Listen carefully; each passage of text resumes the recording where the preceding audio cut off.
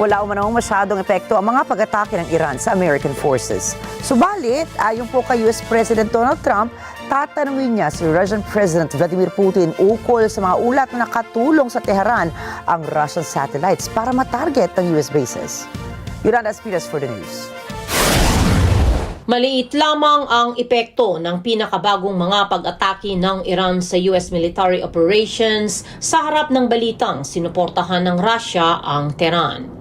Sakay ng Air Force One, sinabi ni US President Donald Trump na plano niyang tanungin si Russian President Vladimir Putin kung ginamit ba ang Russian satellites para tulungan ang Iran sa direct strikes nito laban sa American bases sa Middle East. We'll find out if that's true. I'll ask Putin about it. We'll find out. It hasn't had much impact because we've knocked the hell out of it. What do you think?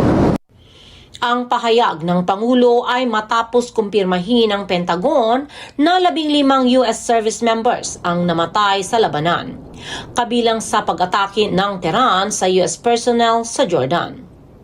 Inulat din ng Pentagon na nasa 430 American troops na ang nasaktan dahil sa giyera. Sa kasalukuyan, hindi pa matiyak kung tumulong nga ba ang Russian satellite intelligence sa Iran.